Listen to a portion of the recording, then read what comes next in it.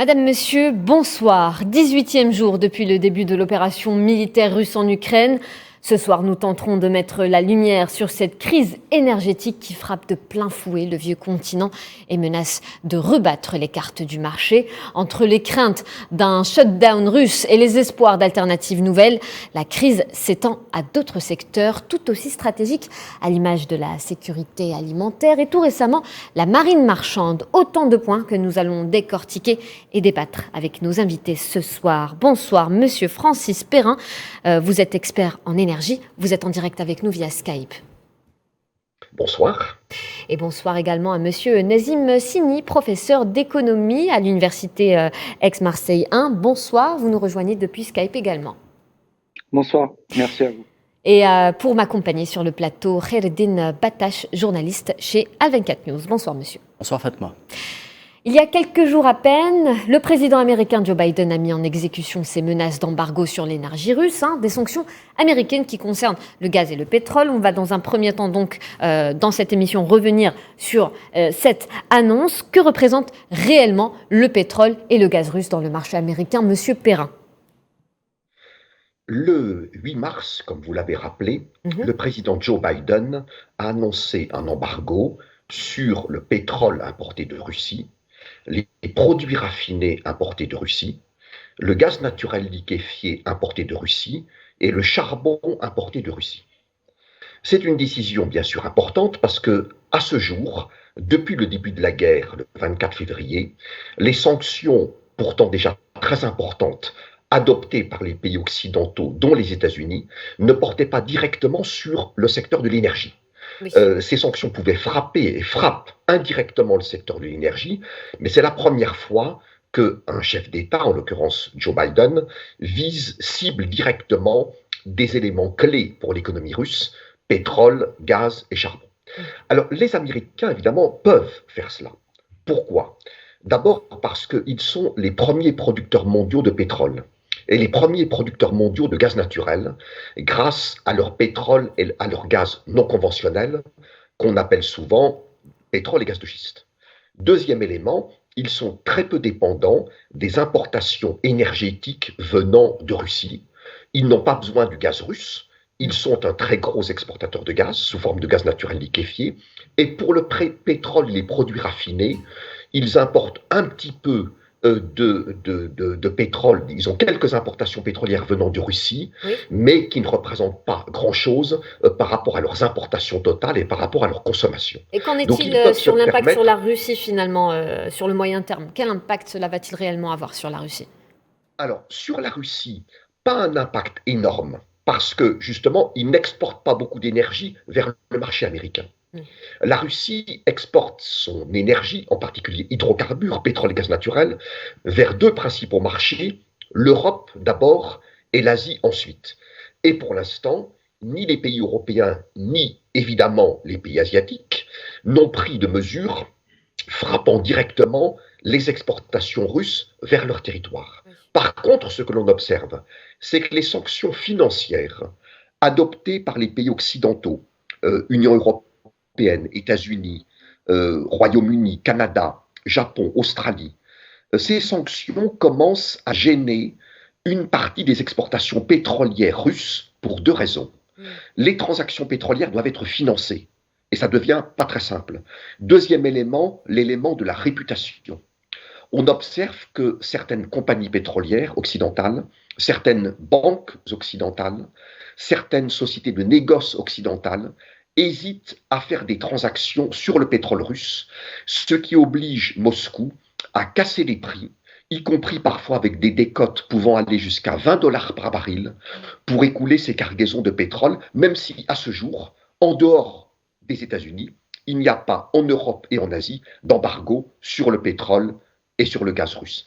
Et par ailleurs, les dirigeants européens, Union européenne, ont annoncé qu'ils voulaient à terme, mais pas tout de suite, se passer totalement des hydrocarbures russes, pétrole et gaz. Il reste à fixer une date, mais en tout cas, ces pays veulent mettre en place des politiques énergétiques pour, dès les mois qui viennent, réduire de façon importante leurs importations de pétrole et surtout de gaz russe. Et là, évidemment, c'est quelque chose de très important, un enjeu majeur à terme pour Moscou et pour les sociétés pétrolières et gazières russes, dont le géant mondial du gaz, qui est Gazprom. Monsieur Kheledim Batache, on va à présent parler de l'impact sur les cours de l'énergie. Alors justement, Monsieur Perrin a précisé l'essentiel. J'aimerais juste illustrer les données avancées par Monsieur Perrin via quelques chiffres. Ce que produit la Russie et ce qu'elle exporte en matière de pétrole pour les États-Unis ne représente qu'un peu plus, ou plutôt qu'un peu moins que 2% du total des importations américaines de pétrole. Cela représente quelque chose comme 90 000 barils jour. Ce n'est pas énorme. Exactement, j'ai envie de dire que l'effet escompté ne sera pas plus qu'une tempête dans un verre d'eau.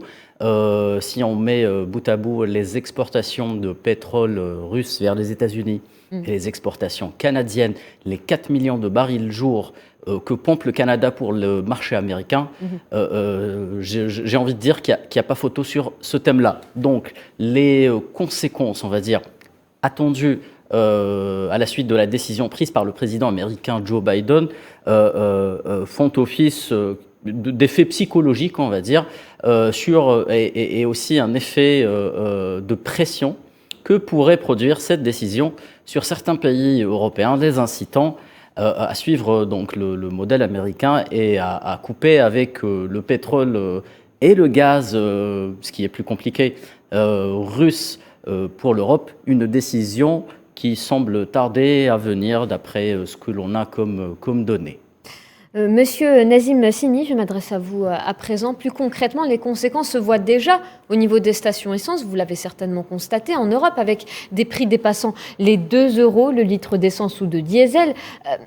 Est-ce que ce n'est pas finalement le pouvoir d'achat du citoyen qui est touché en premier ?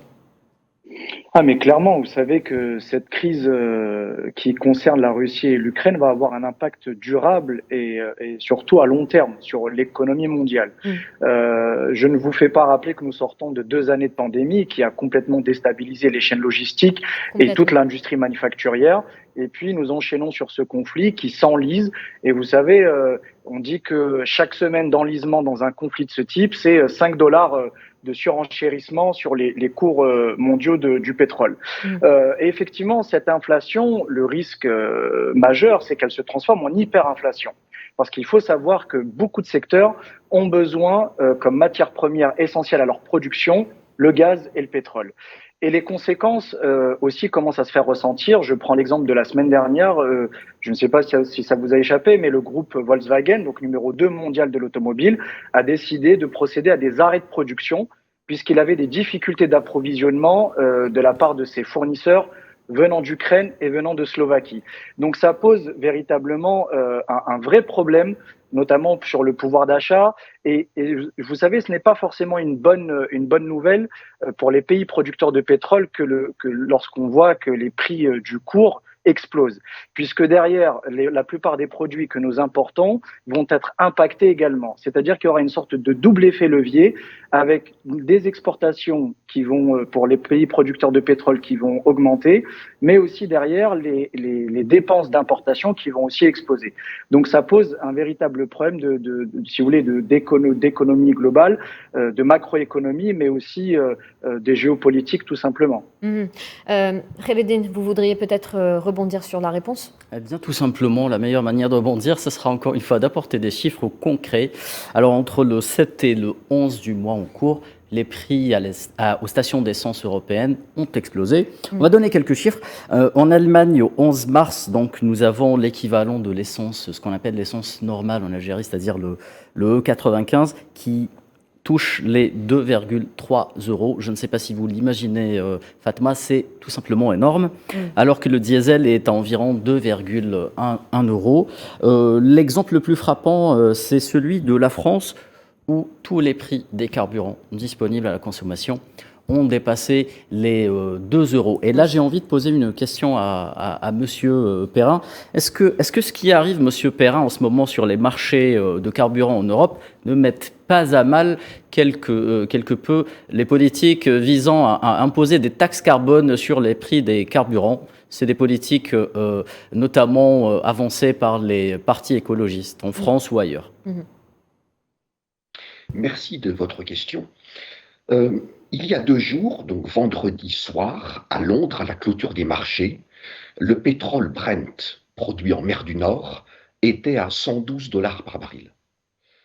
Avant le début de la guerre, donc le 24 février, il était en dessous de $100 par baril. Rappelons également que pendant cette guerre, il est monté brièvement jusqu'à $139 par baril.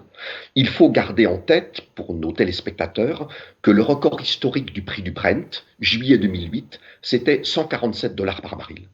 Donc cette forte hausse des prix du pétrole et de l'énergie se répercute, vous l'avez dit, sur les prix des carburants, et effectivement, pour les gouvernements de différents pays européens qui se sont engagés à atteindre la neutralité carbone à l'horizon 2050, ce qui suppose de faire reculer dans leur consommation les énergies fossiles et de faire monter en puissance des énergies non carbonées qui peuvent être les énergies renouvelables, l'hydroélectricité, l'énergie nucléaire.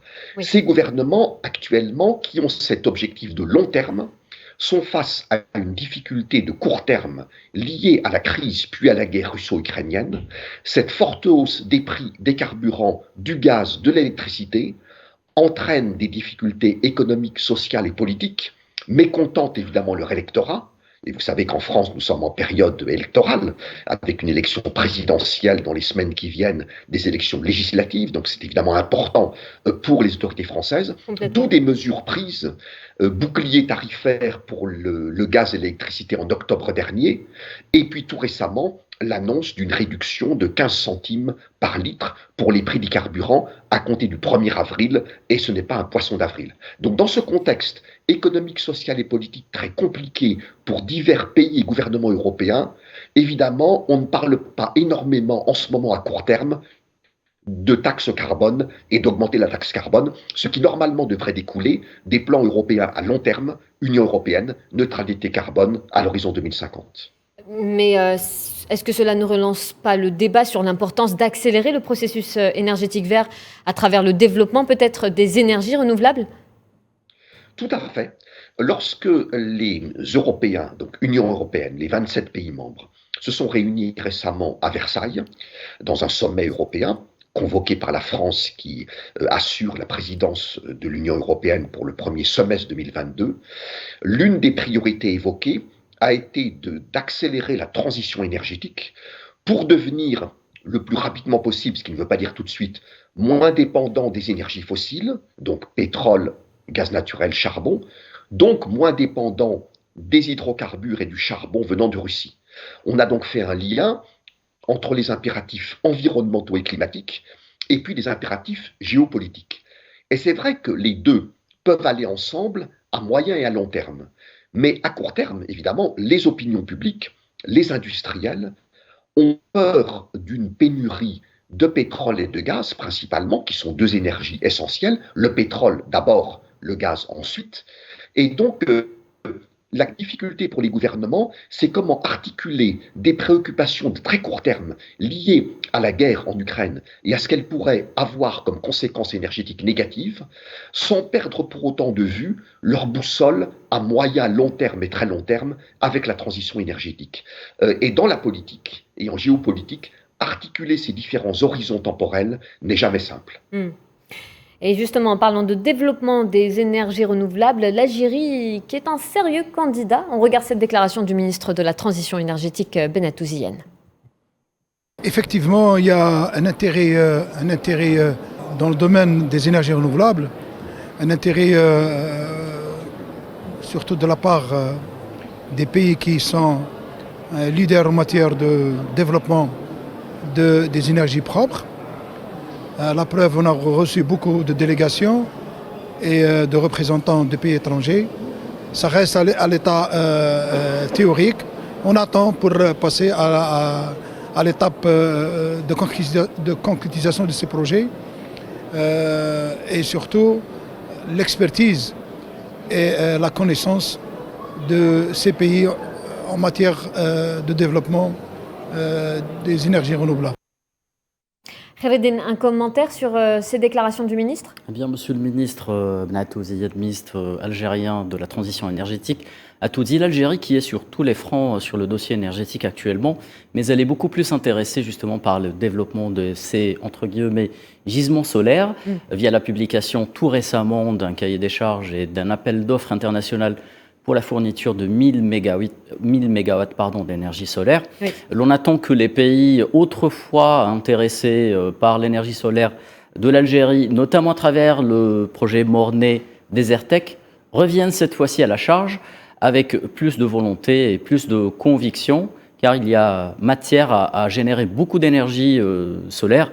Faut-il encore avoir de la volonté politique de la part des partenaires? Monsieur le ministre vient de le dire, des partenaires de l'Algérie. On va rester entre autres dans la région, à savoir en Afrique du Nord, Moyen-Orient. D'une crise à l'autre, la sécurité alimentaire de plusieurs pays est elle aussi lourdement impactée par le conflit en Ukraine. Là aussi, le rapport cause-conséquence est criant. La Russie et l'Ukraine représentent pas moins de 30% de la production mondiale de blé tendre. Eh bien, tout simplement, la Russie et l'Ukraine font partie des plus gros fournisseurs de céréales pour l'Europe, mais aussi pour d'autres pays. Pourquoi je parle de l'Europe? Parce que beaucoup de médias, notamment occidentaux, font plutôt une espèce de tropisme sur les besoins de certains pays, notamment africains. J'entends par là l'Égypte, l'Algérie, la Tunisie, mais des pays comme l'Italie, faut-il le dire, faut-il le préciser, sont très dépendants des céréales russes, ukrainiens. L'Italie importe quelques 7,7 millions de tonnes annuellement. L'Égypte, qui était premier consommateur au monde, a pu réduire justement sa consommation. Elle fait partie aujourd'hui des 3 premiers importateurs de céréales.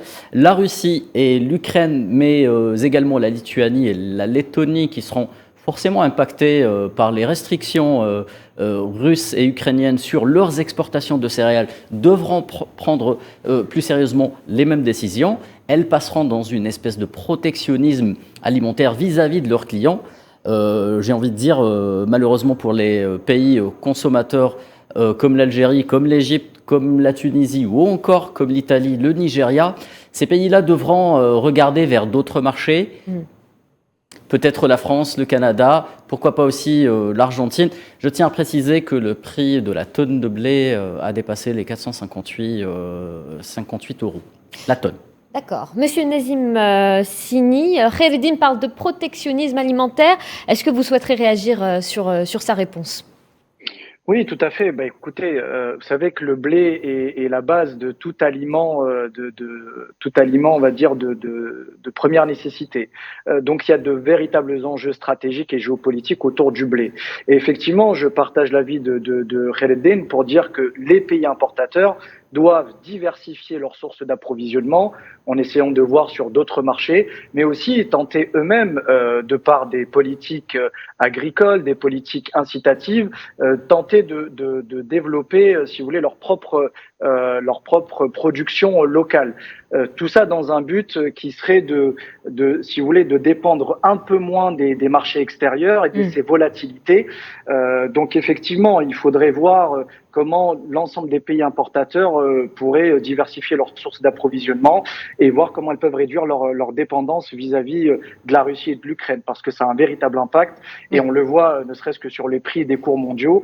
Et il a raison de dire qu'il ne s'agit pas que des pays africains. L'Allemagne, par exemple, est un importateur, l'Italie aussi, parce que ce sont des pays qui ont des grosses industries agroalimentaires qui nécessitent évidemment le blé.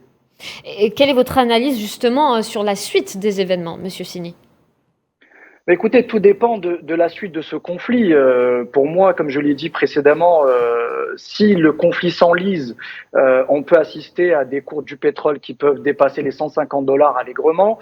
Pareil pour la tonne de blé, on peut même penser que ça puisse dépasser les 500, les 600 euros la tonne. Pour moi, à mon sens, si vous voulez, la solution, elle est purement politique. Il faut qu'il y ait une désescalade, qu'il y ait des négociations. Il n'y a que ça qui pourra apaiser l'ensemble des marchés et qui pourra calmer les inquiétudes des uns et des autres, parce qu'on assiste aussi par moments dans ce type de conflit à des décisions un peu irrationnelles. Et vous savez, en économie, toutes on va dire les interactions, les actions et les comportements sont des comportements liés à la psychologie. Et il faut qu'on retrouve de la confiance et surtout une désescalade. Mais sinon, dans le cas contraire, je n'ose imaginer la hausse des tarifs qu'il peut y avoir sur les principaux cours mondiaux. On vient d'énumérer pas mal de pays, les plus gros importateurs touchés par justement cette crise. Ce qui vaut pour la Tunisie vaut pour plusieurs pays. Justement, comme s'interroge ce propriétaire d'une boulangerie, on regarde. Nous avions ce problème d'approvisionnement de farine avant le déclenchement du conflit. Avant le conflit, nous étions confrontés à ce problème d'approvisionnement. À voir avec les effets, on verra ce qu'il va se passer. Normalement, ce coin est complètement rempli de sacs de farine. Maintenant, comme vous pouvez le voir, nous travaillons le pain avec de la farine pour les baklawa. J'achète les 10 kilos à 18 dinars dans les magasins, alors que normalement, j'achète le sac de 50 kilos à 26 dinars chez les grossistes. Et tout ça alors que nous ne subissons pas encore les répercussions du conflit. Comment allons-nous travailler? Je suis inquiet. Ce que je vois à l'avenir durant le ramadan, après le ramadan, et avec le conflit qui se déroule, il va y avoir beaucoup de problèmes. Surtout que nous importons beaucoup de blé de Russie et d'Ukraine. Que va-t-on faire ? Que va-t-on faire, comme s'interroge ce propriétaire d'une boulangerie, sans parler de la hausse de la consommation des produits à base de céréales durant le mois de Ramadan, de cette frénésie des achats avant même le mois sacré, Revetin? Eh bien justement, j'ajouterais, M. Sidney a bien répondu à votre question, j'ajouterais un point essentiel qui est celui de la sensibilisation des consommateurs et des ménages algériens ou autres quant à la nécessité de baisser leur consommation de céréales durant ce mois où les achats, vous l'avez bien souligné, explose. Si on veut aller, par exemple, en Algérie, vers un scénario de sécurité alimentaire basé, dans un premier temps, sur le renforcement des stocks, je rappelle que l'Algérie vient de lancer un très important appel d'offres pour la fourniture d'une quantité importante de blé tendre, donc la base de l'alimentation algérienne en matière de céréales. Le blé tendre, c'est ce qui fait de la farine, qui fait du pain. Et donc, je le rappelle aussi, donc, un appel d'offres sur une tonne de blé tendre qui est à 458 €. C'est tout simplement inédit, historique, Fatma. Donc, pour résumer, nécessité de passer à un nouveau mode de consommation plus responsable. Complètement. Grosso modo, Monsieur Perrin, qui va tirer son épingle du jeu dans cette histoire? Des observateurs parlent de la France, du Canada ou encore même de l'Argentine. Qu'en pensez-vous? Alors, la guerre en Ukraine, ça a des impacts sur l'ensemble des matières premières. Oui. Matières premières énergétiques, nous en avons parlé, matières premières agricoles, produits agricoles, vous venez d'en parler, et également minerais et métaux. C'est l'ensemble du spectre des matières premières qui est en jeu à travers ce conflit. Et lorsque l'on parle de problèmes de matières premières, il y a deux types de problèmes. Problème éventuel d'approvisionnement, pouvant donner lieu à une pénurie, et problème de prix, flambée des prix. La flambée des prix, nous l'avons déjà. Nous l'avions même d'ailleurs avant la guerre et avant la crise russo-ukrainienne, à partir de l'automne. Depuis 2021, nous avons une envolée du cours d'à peu près l'ensemble des matières premières, et cela a évidemment été encore aggravé par le début de la crise russo-ukrainienne à l'automne et le début de la guerre à partir du 24 février.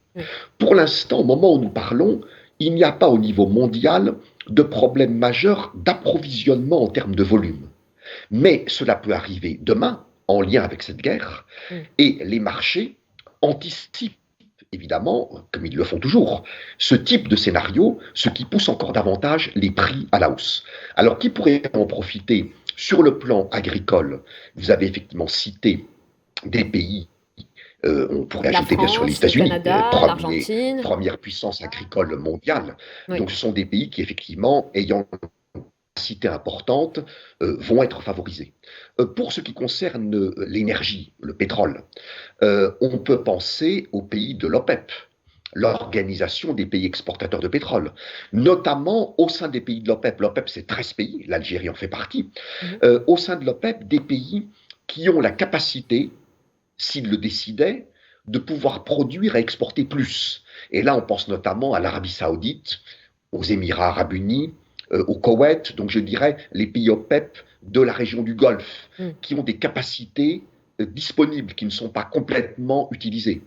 On peut penser évidemment à l'Iran, également membre de l'OPEP, mais là, ça entraîne une autre question géopolitique majeure.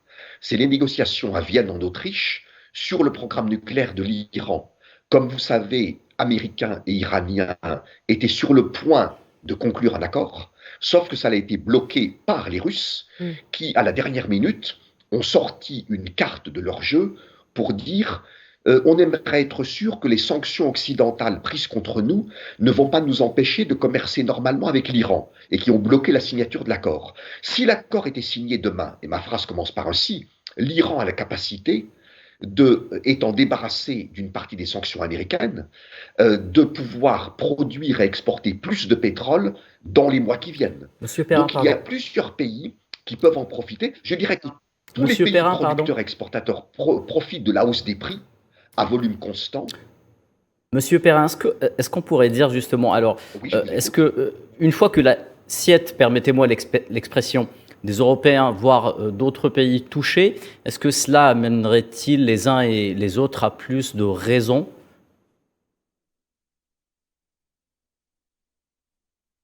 Monsieur Perrin, est-ce que vous m'entendez? Je vous entends. Mais par contre, je n'ai pas entendu la fin de votre question, excusez-moi. Alors, je disais, l'assiette des uns et des autres ayant été touchée ou sera touchée, donc, notamment en Europe et dans certains pays en Afrique, est-ce que la crise touchant l'aspect alimentaire, est-ce que cela mènera-t-il en quelque sorte les uns et les autres, donc les protagonistes du conflit russo-ukrainien, à plus de raisons? Alors vous posez une question très importante et une question évidemment sur laquelle il y a énormément d'incertitudes et de points d'interrogation. La guerre a été déclenchée par un homme, Vladimir Poutine, président de la Fédération de Russie, avec un certain nombre d'objectifs en tête, d'objectifs de nature géopolitique.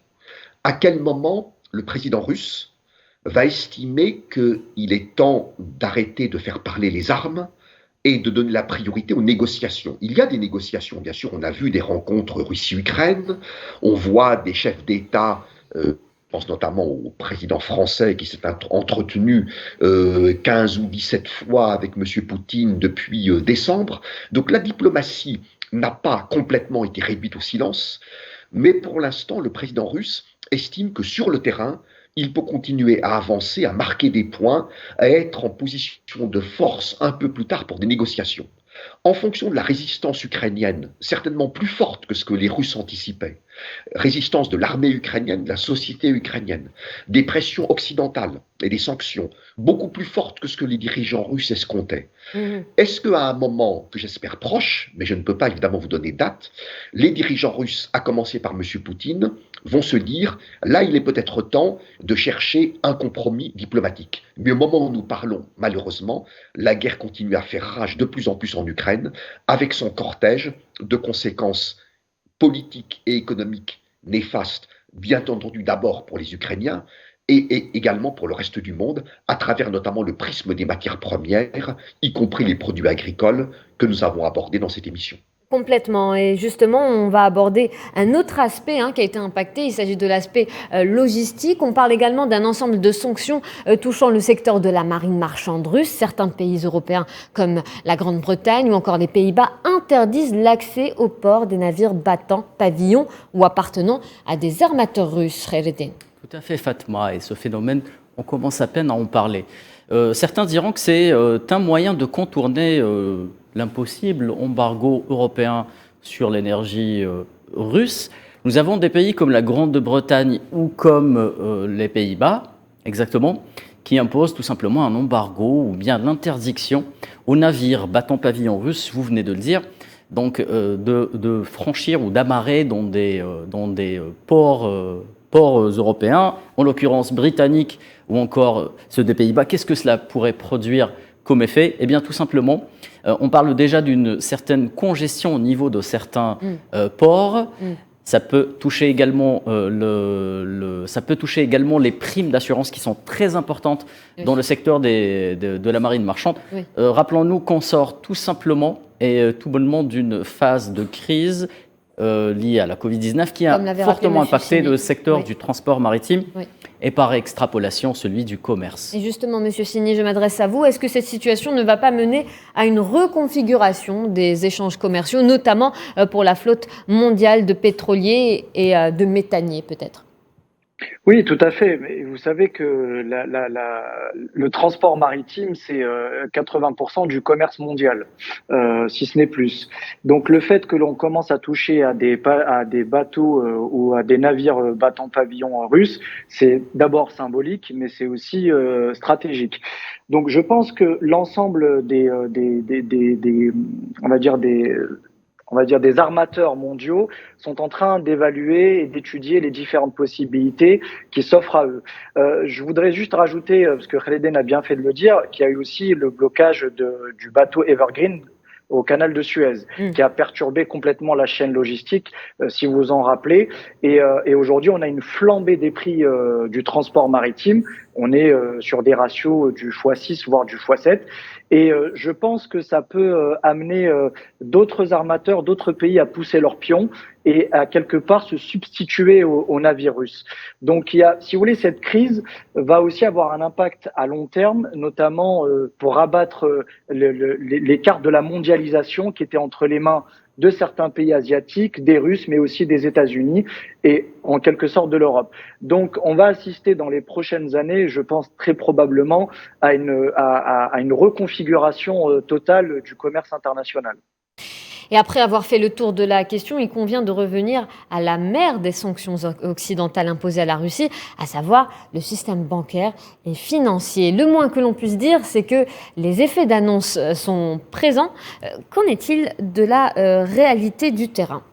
Eh bien, tout simplement, la sortie du système ou l'exclusion de la Russie du système SWIFT devrait, on attend les premiers effets justement produits par cette décision entre guillemets américaine, c'est les Américains qui ont poussé tout le monde à faire sortir donc les Russes du système SWIFT. On imagine que les Russes ont pris quelques dispositions bien avant le début de l'opération militaire en Ukraine. On sait que les Russes ont échangé une quantité importante de leur dollar contre de l'or, contre des métaux précieux. On sait que les Russes comptent beaucoup sur les Chinois, justement, pour prendre le relais de leurs partenaires économiques, commerciaux et financiers dans la mise en marche, tout simplement, quotidienne du commerce international et de leurs échanges financiers. Maintenant, on s'attend à ce que les résultats découlant des décisions de certaines compagnies, banques ou compagnies financières internationales de quitter la Russie se produisent. Est-ce qu'on va assister vraisemblablement à un chamboulement du système financier russe? J'en doute sur le court terme. Peut-être que Monsieur Perrin pourra nous éclairer sur ce qui arrivera sur le moyen long terme, on ne l'espère pas. Justement, est-ce que les sanctions financières mèneront vers davantage de dégâts ? Alors, les sanctions financières sont très importantes. La finance, l'argent, c'est ce qui fait fonctionner une économie. C'est un petit peu, pour reprendre une comparaison habituelle, c'est un petit peu le sang dans un corps humain qui circule partout et qui irrigue tous les organes clés. Donc c'est absolument capital. Il y a dans les sanctions financières des sanctions frappant un grand nombre de banques d'État russes et il y a ce que vous venez d'évoquer, SWIFT. SWIFT est une messagerie interbancaire automatisée qui facilite grandement le commerce international. Les décisions prises sur SWIFT consistent à couper pas toute la Russie, mais plusieurs banques russes, à quelques exceptions, de ce système. Les Occidentaux n'ont pas été aussi loin que certains voulaient le faire. Il y a quelques exceptions, dont Gazprom Bank, la banque de Gazprom, et vous comprenez tout de suite pourquoi, parce que Gazprom est le principal fournisseur de gaz sur le marché européen. Oui.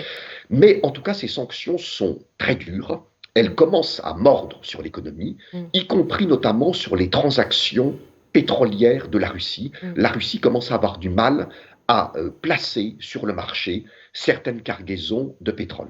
Dans un monde où le monde est assoiffé de pétrole. Donc normalement, le pétrole, vous n'avez pas de difficulté à placer des cargaisons de pétrole.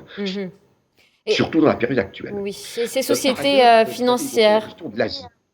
Oui, Monsieur Perrin, je reviens rapidement sur ces sociétés financières qui quittent la place moscovite, sans parler de la Russie qui maintient sa bourse fermée. Sur un autre aspect, on va rester sur l'aspect financier pour cette fin d'émission. Je rappelle que le taux du jour est de 0,010 $. Va-t-on vers un scénario d'effondrement du rouble, Monsieur Sini? Très certainement. Après, vous savez, on a sous-estimé la résilience de la Russie. Je pense que les Européens et les Américains s'attendaient à un effondrement total de l'économie russe. Ils s'aperçoivent que ce n'est pas le cas. Donc je pense que la Russie a une certaine marge de manœuvre. Mais comme vous dites, effectivement, combien de temps la Russie peut tenir ? Parce qu'elle est en train de s'isoler du monde. Et je tenais juste à rappeler, au-delà des aspects financiers, que pas mal de multinationales sont en train de quitter le pays, littéralement. Je pense à des chaînes de fast-food mondialement connues, oui, à des groupes d'habillement, et même le numéro 1 mondial des technologies, Apple, a décidé de suspendre ses activités en Russie. Donc ce sont des milliers d'emplois qui sont mis de côté et qui sont à l'arrêt dans un pays comme la Russie qui est aussi mine de rien, dépendant des idées des investissements directs étrangers. Et la particularité de la Russie, c'est que dans toutes sortes de crises, elle a toujours entretenu des relations financières et commerciales avec le monde entier. Là, on est en train de, quelque part, la Russie est en train de s'ostraciser et de s'isoler. Maintenant, la question est de savoir combien de temps peut-elle tenir. Mais on est véritablement, l'économie russe n'est pas du tout à l'abri d'un effondrement total de sa monnaie, mais aussi de son économie. Donc la Russie n'a pas atteint son plafond. Du tout. Monsieur Francis Perrin, un dernier mot avant de clôturer l'émission ? Alors peut-être, vous avez évoqué tout à l'heure, et c'est très important, la Chine. Est-ce que la Chine peut voler au secours de la Russie ? Les dirigeants russes le disent, mais ce n'est pas forcément vrai. Un exemple concret sur le gaz naturel. La Russie et la Chine ont signé des contrats pour que la Chine importe 48 milliards de mètres cubes de gaz russe par an. Par contre, la Russie a signé des contrats pour exporter 180 milliards de mètres cubes de gaz russe vers le marché européen. Le principal marché du gaz russe, bien avant la Chine, bien avant l'Asie, c'est l'Europe. Et si les pays européens sont sérieux, non pas immédiatement, ils ne vont pas se passer demain du gaz russe, mais s'ils se prennent en main, comme ils le disent pour l'instant, pour, dans les années qui viennent, réduire de façon très importante leurs importations de gaz russe, ce n'est pas la Chine qui pourra voler au secours de la Russie et de Gazprom parce que les ordres de grandeur ne sont pas du tout les mêmes. Merci Monsieur Francis Perrin. Voilà, cette émission touche à sa fin.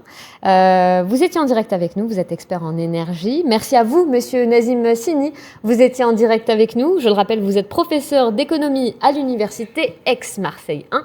Et merci à notre journaliste Khaireddine Batache de m'avoir accompagné sur le plateau. Je vous en prie. Voilà, c'est la fin de cette émission. Merci de votre attention à vous. Retrouvez à 19h le journal télévisé présenté par Riyad Lahri. Je vous retrouverai demain à 19h. Excellente soirée à tous sur Al24 News.